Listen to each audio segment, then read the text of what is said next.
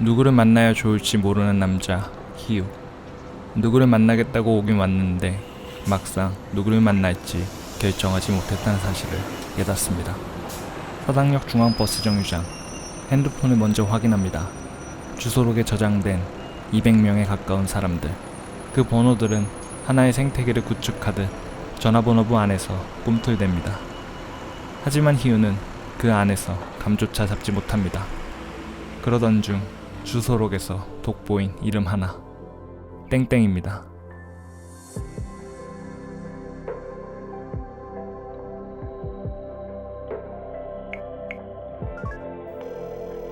신호가 갑니다. 응답은 없습니다. 그럼에도 땡땡의 번호로 다시 화면을 넘깁니다. 묘하게 흐르는 긴장감. 전화를 걸고 수화음이 3번 울립니다. 저기요. 누군가의 목소리가 들립니다. 저기요. 사람이 부르잖아요. 정류장 벤치에서 손을 흔들고 있는 여자. 가까이 오라고 신호를 보냅니다. 잠깐 일로 와봐요. 곧 쓰러질 것 같은 모습에 하는 수 없이 여자에게 다가갑니다. 왜요? 누구 기다려요? 그건 왜요? 아니, 누구 기다리냐니까요? 그러니까 그건 왜 묻냐고요? 바닥에 침을 뱉자 침 속에 피가 묻어 나옵니다. 나도 누구를 좀 기다리는데 도통 오지 않아서 같이 기다리는 처지에 도움을 주십사 부탁하려고. 막 나가는 게 어이가 없지만 침에 섞인 피가 눈에 밟힙니다. 뭘 도와줘? 저기 방배 우성 아파트 보이지? 날 좀 데려다줘. 혼자 가면 되잖아. 그러기엔 내가 많이 취했어. 술을 들이키는 신용을 합니다. 말하는 거 보니 멀쩡한데? 말은 정상인데 몸은 아니야. 볼래? 여자는 자리에서 일어났고 고꾸라지는 여자를 붙잡아 안습니다. 봤지? 내가 이렇다고. 그대로 누워버립니다. 지나가던 사람들이 그들을 힐끔거립니다. 그래서 데려다 줄 거야? 희우는 쪼그려 앉아서 등을 내보입니다. 여자는 장난감을 쟁취한 아이처럼 벤치에서 일어납니다.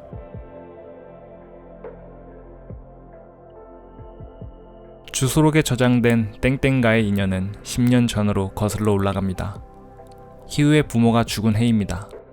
유산 500억을 물려받은 해이기도 했죠. 혼란스러웠습니다. 그 정도의 재산을 가진 이들인지 몰랐고 그들이 무엇으로 그 돈을 모았는지 몰랐기 때문이죠. 그가 알기에 그들은 평범한 연구원이었고 돈의 출처가 궁금하긴 했지만 알아보진 않았습니다. 당시엔 혼란보다 두려움이 컸고 두려움보다 외로움이 컸으니까요. 가족은 없었습니다. 그 외로움이 견디기 어려웠습니다. 상속이 끝난 뒤 희우가 가장 먼저 한 일은 여행이었습니다. 1년짜리 전국 일주를 떠났습니다. 마지막 날 동강에서 땡땡을 만났습니다.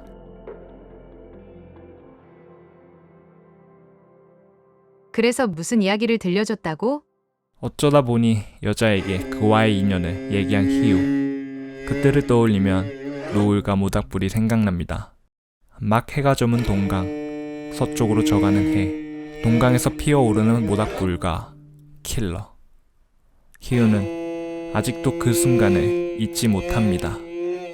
그 사람이 들려준 이야기가 너무 리얼하고 심각해서 나는 아직도 거기에 있어. 여자의 시선은 정류장을 향합니다. 한결 나아진 얼굴로 누군가를 찾고 있습니다. 누구를 기다리냐는 여자의 물음에서 시작된 대화. 사람을 죽였어? 여자가 고개를 돌립니다. 무거운 짐을 억지로 건네받은 사람의 얼굴입니다.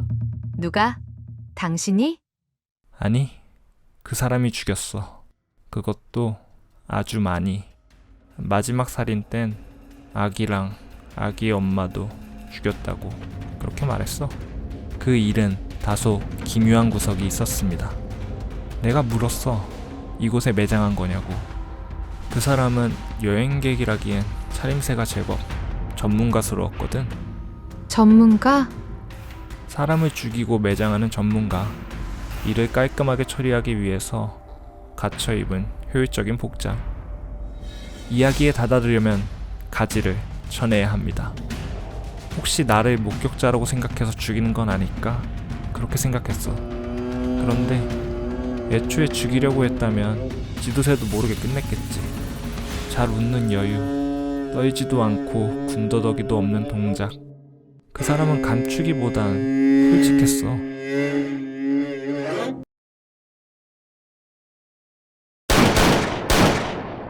입에서 울려 퍼지는 세 발의 총성.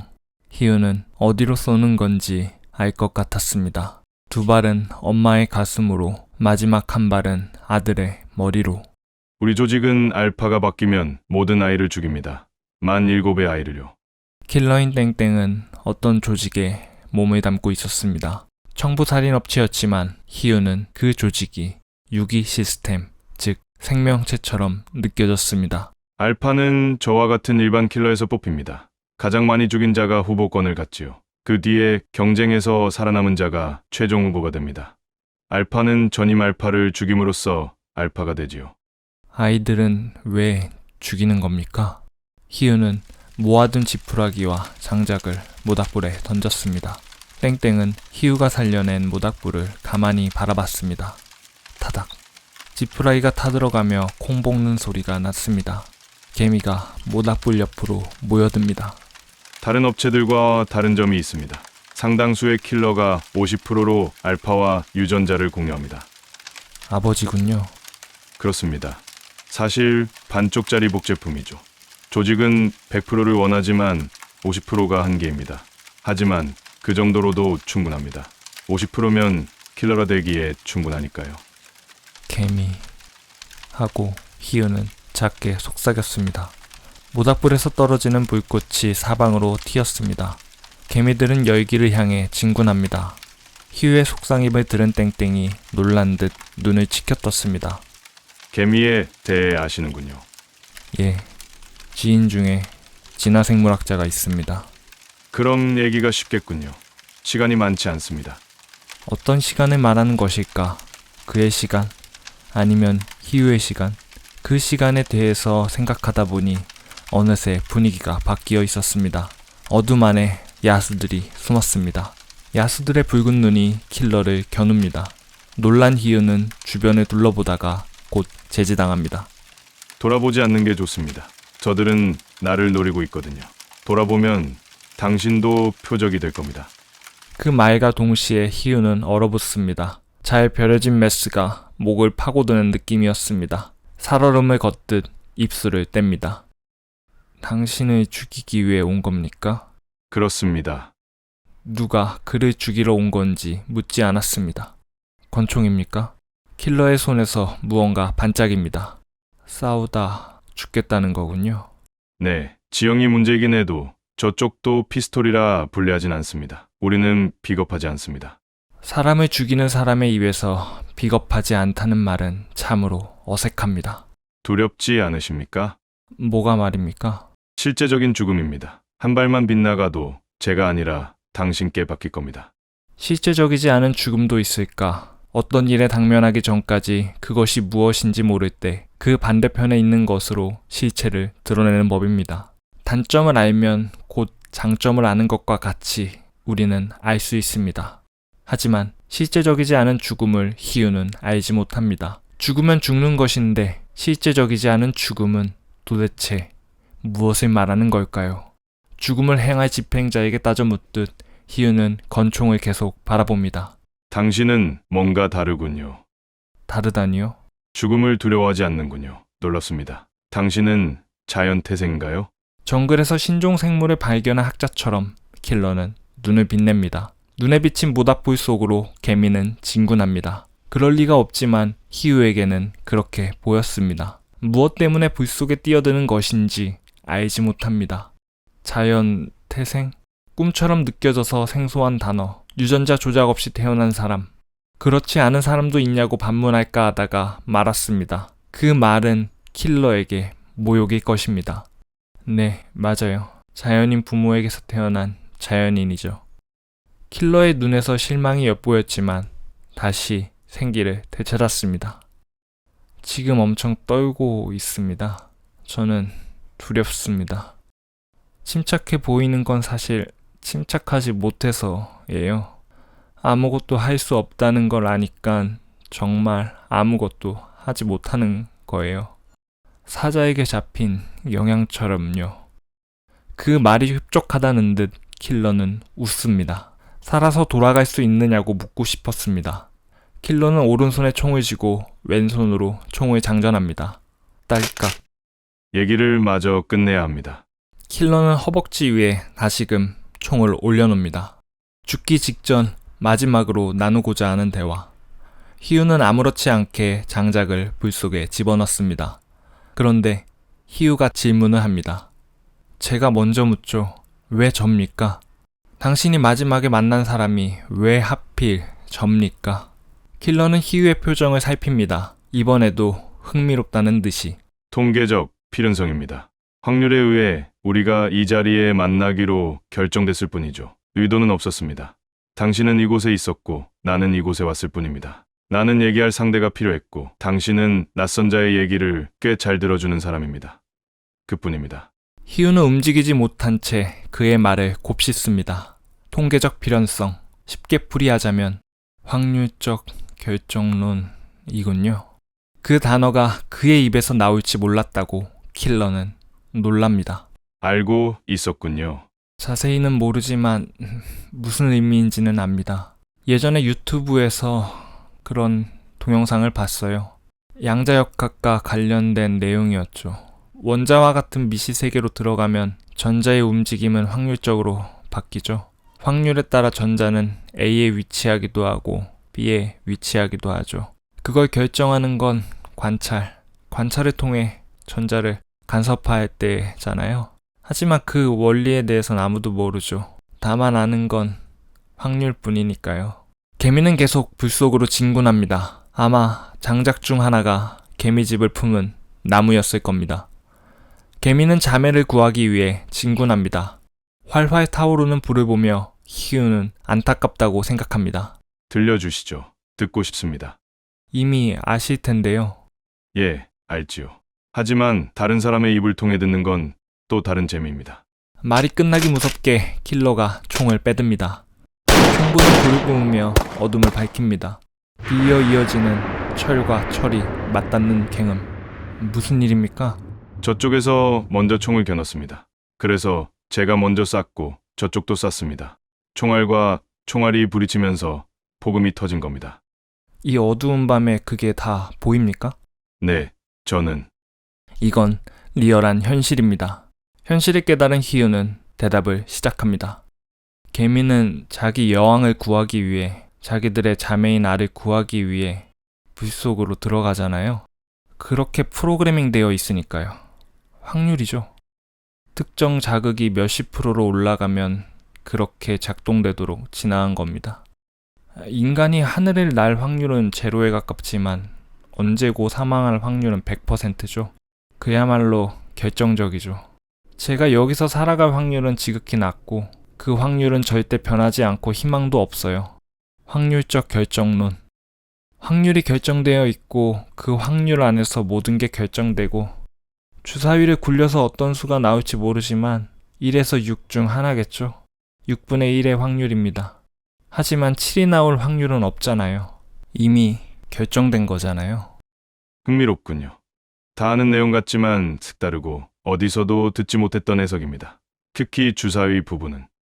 킬러는 자리에서 일어납니다. 그의 허벅지엔 제법 많은 양의 재가 묻었습니다. 저 잿먼지 가운데 개미의 것은 얼마나 될까? 그는 잿먼지를 털어냅니다.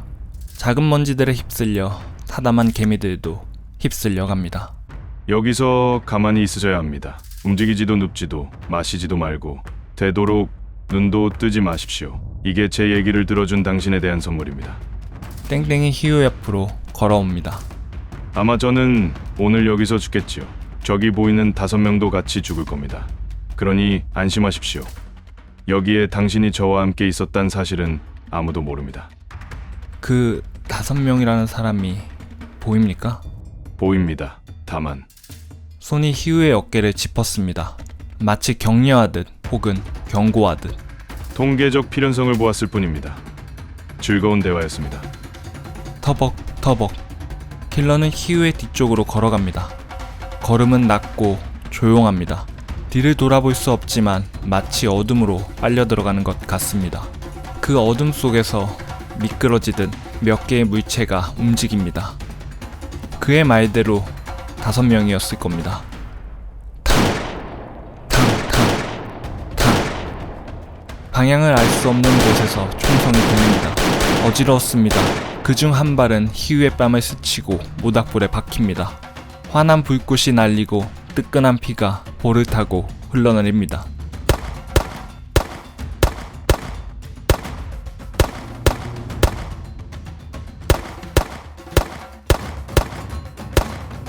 세 번씩 끊어서 총 5번, 15발, 모잠비크 드릴, 가슴 2발, 머리 1발, 그렇게 5명이 죽었습니다. 마지막 한 발이 울리고 마지막 한 사람이 쓰러졌습니다. 희우는 그것이 킬러라고 생각합니다.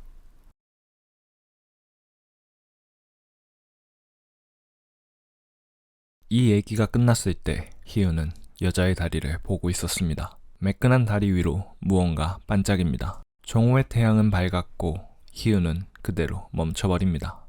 절대로 잊을 수 없는 물건, 킬러가 쓰던 총. 너도 한패야? 역시 당신은 떨지 않아.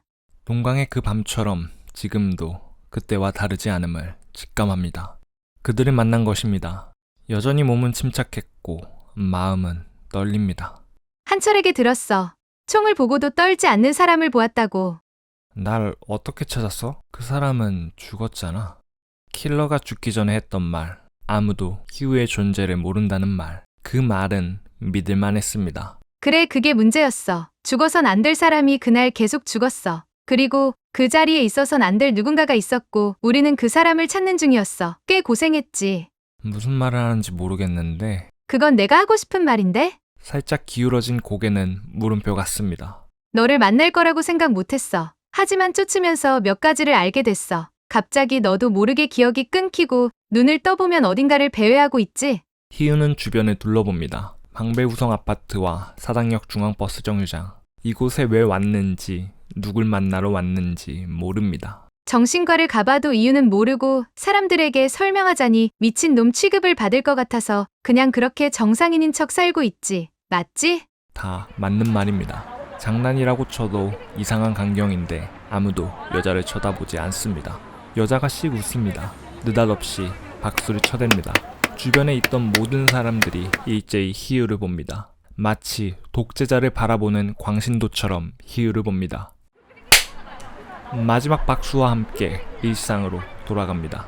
우리는 모든 걸 통제하고 있어. 보시다시피. 우리? 한철한테 들었을 텐데 우리는 조직이야. 무엇인지 모르겠지만 무섭기보단 기차 탄 생각이 강합니다. 정말이네. 감정이 없어. 이 모든 게 이상하고 무섭지 않아? 의문도 안 들어? 무섭다. 희우는 그 단어를 곱씹습니다. 어쨌든 됐어. 이렇게 만났으니 우리는 대화를 나눠야 해. 여자는 총을 주머니에 넣고 희우에게 걸어옵니다. 너 때문에 모든 게 망가졌어. 나는 아무것도 하지 않았는데 그래? 그걸 모른다는 거지? 한철이 아무 말도 안 하긴 했지. 이상한 일이었습니다. 여자는 마치 그때 그 밤에 있던 사람처럼 말했기 때문입니다.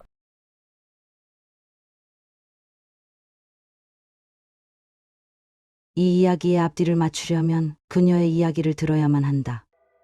희우가 길거리에서 만난 여자 이래의 이야기입니다. 그녀는 태어나길 천부적이었다. 이래는 명석한 아이였습니다. 화내지 않고 울지 않고 떼쓰지 않았습니다. 그러면서도 원하는 것을 얻었습니다. 이쁜 짓을 하면 어른들은 그녀에게 원하는 것을 주었습니다. 성적은 우수했고 선생들의 호감을 샀습니다. 어떤 평가든 그녀가 노력한 것 이상으로 받았습니다. 양육의 문제는 사실 타고남의 문제이다. 부모의 부모가 부모에게 물려준 경험과 부모의 유전자가 합쳐져 자식은 물려받는 타고남이다. 이래의 부모는 사랑이 부족한 사람들이었습니다. 그들은 요구하는 사람들이었고 사랑에 조건을 붙이는 이들이었습니다. 인사해야지. 웃어야지. 화내지 마. 울지 마. 떼쓰지 마. 나약한 생각 따윈 집어치워. 저 애보다 너는 더 잘해야 돼. 안정적인 일, 돈을 벌어야지. 여자답지 않게 뭐 하는 거니? 다리 오므려. 인정받고 싶으면 이거부터 해. 늘 조건이었습니다. 그 조건이 충족되지 않으면 어머니는 웃지 않았고 아버진 칭찬하지 않았습니다. 이래의 어머니는 자기를 혐오하는 사람이었습니다. 늘 부족했고 채우지 못했고 그럼에도 집착했습니다. 이래의 아버지는 타인을 혐오하는 사람이었습니다. 늘 자신만만했고 충만했고 그럼에도 더 원했습니다. 두 사람은 만족을 몰랐습니다. 채워질수록 허기져서 그 무엇도 해내지 못하는 자신과 타인을 싫어했습니다. 이래는 그런 부모님에게서 자랐습니다. 빼앗기지 않는 것. 만약 누군가 그녀에게 흠을 내려고 하면 그녀는 교묘하게 그 사람을 괴롭혔습니다. 그 애가 너무 힘들어. 이렇게 노력하는데 왜 걔는 내 마음을 몰라줄까? 볼을 적시며 작게 울고 말에는 연민과 서운함만 묻히면 되었습니다. 그렇게 이래는 그녀를 험담한 동급생을 반에서 매장시켜버렸습니다. 이래는 원하는 것을 얻는 사람이었습니다. 그런데 유일하게 얻지 못하는 것이 있었습니다. 뺏을 수 없는 것. 네가 너무 힘들어. 그 남자는 무엇으로도 넘어오지 않았습니다. 그 어떤 이쁜 짓도 그의 사랑을 쟁취하지 못했습니다. 너는 많은 말을 하고 많은 행동을 보여줘. 그 어디에도 너는 없어. 그가 남긴 말이었습니다. 연민을 일으키는 슬픔도 제의식을 건드리는 비난도 그를 붙잡지 못했습니다. 죽여야겠다 그렇게 생각했습니다. 이 모욕감에서 악취가 났습니다. 이제는 남자의 피로 씻어야겠다고 생각했습니다. 그때에 만난 사람이 묵이었습니다. 일어날 일이 일어난다면 묵은 킬러 조직의 보스였습니다. 어디서 왔고 누구이고 어떤 생을 살았는지 모릅니다. 얼굴도 모릅니다. 킬러들이 전달받는 건 그의 말과 어느 문으로 들어가라는 지시뿐이었습니다. 문은 조직에서 중요한 살인 도구였습니다. 특정 장소로 가라고 묵은 지시합니다. 예를 들어서 종로 3가 지신 세공사의 현관문을 열고 들어가라는 식이었습니다. 킬러가 들어가는 문이 곧 미래와 과거로 통하는 문이었습니다. 묵이 일에게 안내한 장소는 종묘공원 화장실이었습니다. 그녀의 손엔 리볼버가 들려 있었습니다. 10시, 지시한 시간이 되고 그녀는 문을 열고 들어갑니다.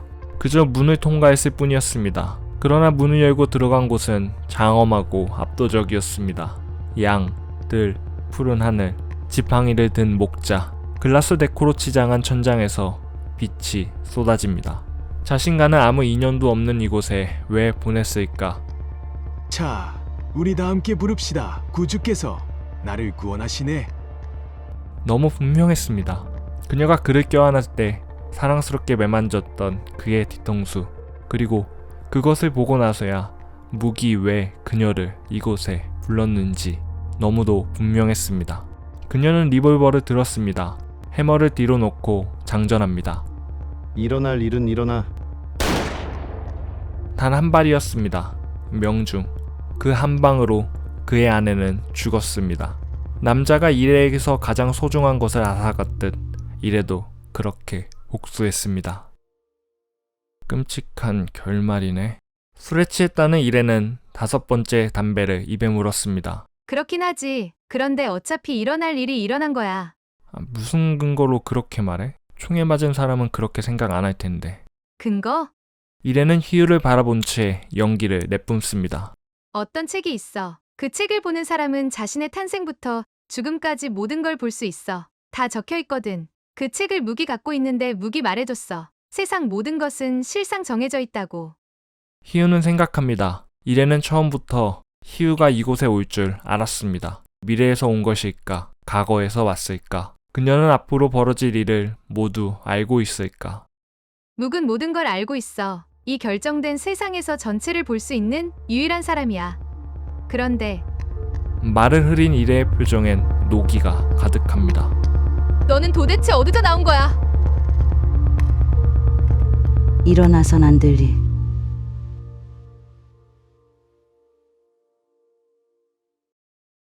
조직의 가장 날카로운 칼, 그것이 한철이었습니다. 많은 킬러들 가운데 신념이 강했습니다. 보스 묵과의 만남은 교도소에서였습니다.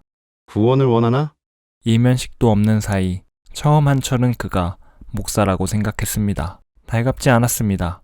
적어도 신의 이름을 빌어서 선행을 베푸는 자들은 모두 위선자라고 생각했습니다. 한철은 사형수였습니다. 어린 시절부터 어찌할 줄 모르는 분노가 그의 내면에 따리를 틀었습니다. 어느 순간 깨달았습니다. 이건 피 속에 새겨져 피를 바꾸지 않는 이상 끝나지 않는단 걸. 이건 저 옛날부터 지금까지 피에서 피로 전해지다가 어느 순간 한철에게까지 이어져 모습을 드러낸 것입니다. 한날은 가족, 친지, 이웃들이 모인 자리였습니다. 어른들은 그에게 이제 사람답게 살라고 정신 차리라며 훈계질을 했습니다. 뭔가가 끌어올랐습니다. 한철은 자기 또래의 사촌들, 청년들에게 인사를 했습니다. 그들의 목은 꼿꼿했고 말하지 않아도 아는 법이었습니다. 경멸이었습니다. 그때 한철은 알았습니다. 내가 잘못한 게 아니라 다를 뿐이다. 나는 이런 분노와 폭발의 피를 받은 것이고 저기서 나를 훈계하고 비웃는 너희들은 그런 피를 받은 것이다. 우린 다를 뿐이다. 그렇다면 너희가 너희의 방식으로 날 대하듯 나도 나의 방식으로 너희를 대해야겠다. 그날 부모, 형제, 이웃, 친척, 도합 9명을 죽였습니다. 묵가의 면회는 15분이었습니다. 그 시간을 묵은 온전히 자신의 말로 채웠습니다. 다음 만남이 멀지 않았어. 묵에 의해서 그는 감옥을 나왔습니다. 어느 날 깜빵의 문을 열고 나간 그의 눈앞에 보인 사람, 묵. 그건 구원이었습니다. 그 날로 그는 묵의 킬러가 되었습니다. 묵은 모든 것을 아는 자였습니다. 어느 문을 통해서 특정 장소와 시간으로 거슬러 올라가면 목표가 있을 것이라고 말했습니다. 정말 그곳에 목표가 있었습니다. 너는 그의 가슴에 2방, 머리에 1방, 그렇게 죽일 것이다. 왜 묵이 그렇게밖에 말할 수 없었는지 한철은 그날 알게 됐습니다. 한철은 묵의 말을 따라 30년 전으로 거슬러 올라갔습니다. 각 시간대엔 전임 묵이 뿌려놓은 씨들이 있었습니다. 그 씨를 제거하는 일이 한철의 임무였습니다. 한철이 문을 열고 나가자 거대한 교회가 그의 눈앞에 있었습니다. 대예배당을 찾아가 문을 열었을 때 천장엔 글라스 데코로 꾸민 양떼를 모는 양치기와 예수가 걸려 있었습니다. 찬양이 막 시작하려던 참이었습니다. 자, 다 함께 부릅시다. 구주께서 우리를 구원하시네. 가장 먼저 긴 웨이브 머리에 흰색 블라우스를 입은 여자가 보였고 옆에는 남편이 있었습니다. 그 가운데 너는 흰색 모자를 쓴 남자아이의 머리를 쏠 것이다. 한철은 총을 들었습니다. 20m 남짓되는 거리. 여기까지 오는 과정에서 실수는 없었습니다. 현재의 결과는 과거의 원인으로부터 온다. 한철이 차곡차곡 밟아온 과정에 의하면 아이는 죽어야 합니다. 묵의 말은 틀린 적이 없고 그의 총알은 빗나가지 않습니다. 그런데 아이는 죽지 않았습니다. 하얗게 질린 얼굴로 오른쪽을 돌아봤을 때 한눈에 보아도 앳돼 보이는 여자가 리볼버를 들고 있었습니다. 한철이 여자를 쫓으려 했지만 여자는 이미 문을 통해 도망갔습니다. 장례는 혼란스러웠습니다. 한철은 총을 걷었습니다. 아이가 보이지 않았습니다. 지체하면 일이 더 꼬이니 인파에 휩쓸리며 그는 들어왔던 문으로 나갔습니다. 문을 통해서 30년을 거슬러 올라가 현재로 왔습니다. 그 끝에 묵이 있었습니다. 일이 잘 풀리지 않았어. 그치? 그래. 실패했단 말이구나. 너의 실수였다. 같은 시간대 같은 장소 킬러는 2명. 너답지 않은 실수다. 실수일 수도 있고 아닐 수도 있지. 아리송한 말이었습니다. 일단 묻는 말에 대답해줘. 실패한 거야? 한철은 묵의 눈을 똑바로 쳐다봅니다. 눈빛이 흔들립니다. 아니, 너의 실수는 있었지만 아이는 죽였다. 그래? 주변을 둘러보니 인기척이 느껴집니다. 좁은 골목길이었습니다. 묵이 한철에게 걸어와 책 한 권을 건넵니다. 한철은 당황하며 그것을 받아들입니다. 표지도 내용물도 모두 하얀 독특한 책. 이게 뭐지? 아무것도 적히지 않은 책. 그 순간 한철은 이것이 무엇인지 깨닫습니다. 아무것도 적히지 않았지만 모든 게 적혀 있습니다. 시간의 책? 이미 알고 있었나? 소문으로만 들어 알고 있었어. 네가 지령을 내릴 때마다 예언가처럼 굴던 것도 이것 때문이었어. 그럼 너도 한번 봐볼래? 임무가 실패한 걸 이미 아는 건가? 그런데 왜 죽이지 않고 책을 보라고 하는 걸까? 한철이 할 수 있는 건 하나였습니다. 시간의 책 마지막 페이지로 가서 자신의 죽음이 어떠한지 확인해 보는 것입니다. 오늘 여기서 죽을까? 한철은 책장을 넘깁니다. 묵은 차분합니다. 한철을 관찰합니다. 마지막 페이지를 펼치자 물 위에 잉크가 번지듯 무언가 나타납니다. 처음엔 지렁이처럼 꿈틀대더니 이내 문자로 조합되기 시작합니다. 한철은 죽기 직전의 내용을 빠르게 읽어냅니다. 그때 한철이 들어갔다 나온 문이 열립니다.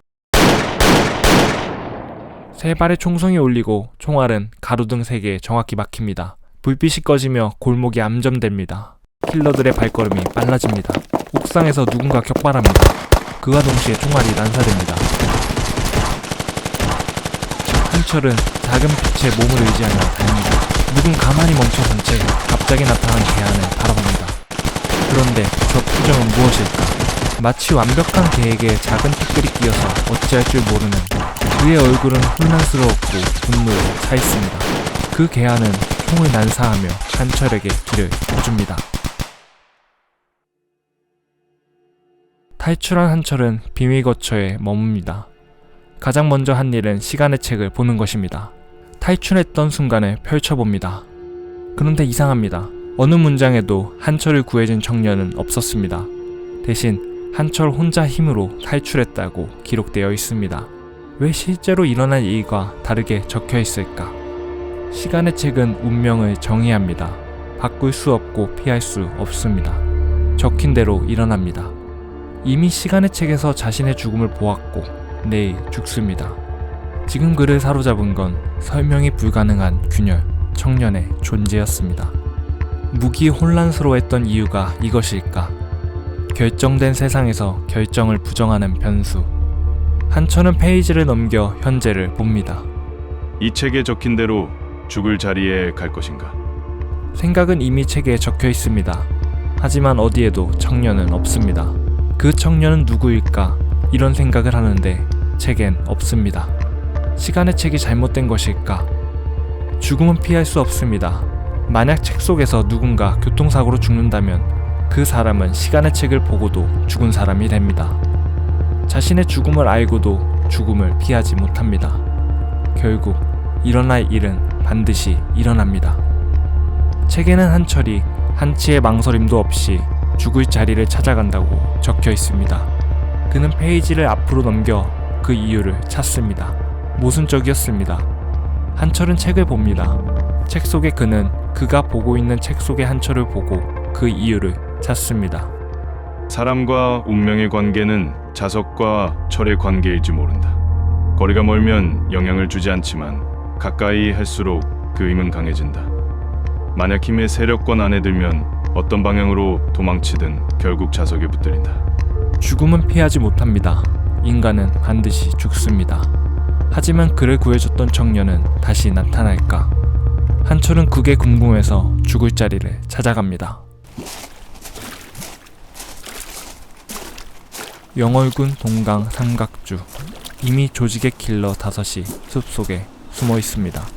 한철은 삼각주 중앙으로 가기 위해 자갈밭을 가로지릅니다. 그리고 기다립니다. 숲속에서 그들이 나오기를. 시간의 책에 따르면 삼각주에 들어갔을 때 킬러들이 뒤따르고 거리를 좁히며 총질을 시작합니다. 캄캄한 어둠 속에서 서로가 서로를 겨누다 킬러들도 한철도 죽습니다. 한참을 걸었습니다. 그런데 킬러들은 쫓아오지 않습니다. 순간 한철은 직감합니다. 결정된 세상에 또 한 번 변수가 찾아왔습니다. 한철은 주변을 살핍니다. 삼각주 끝 킬러들이 숨어있는 숲 가까이 불빛 하나가 보였습니다. 강명을 쫓아가는 맹인처럼 불빛을 향해 나아갑니다. 불빛에 닿자마자 예상대로 청년이 보입니다. 청년은 자리를 내줍니다. 그의 얼굴을 살핍니다. 나는 한철이란 사람입니다. 얼굴은 맞지만 젊었습니다. 나이를 물으니 27이라고 대답합니다. 회사 하나를 다녔는데 이제 은퇴 준비를 하고 있지요. 여행차 왔다가 불빛을 보고 왔습니다. 청년의 반응은 시큰둥합니다. 지나칠 만큼 침착하고 평온합니다. 한철이 무슨 말을 해도 이 청년은 모든 걸 알고 있을 것 같았습니다. 둘은 모닥불을 사이에 두고 침묵합니다. 모든 잡념과 감정, 욕구는 불에 그을려 다 들어갑니다. 한철의 생각은 단순해집니다. 숲속에서 킬러들은 숨을 죽입니다. 개미는 불 속으로 진군합니다. 마지막 순간이 다가옵니다. 이 청년을 앞에 두고 불현듯 생각 하나를 끄집어냅니다. 나는 아이와 그의 어머니를 죽였습니다.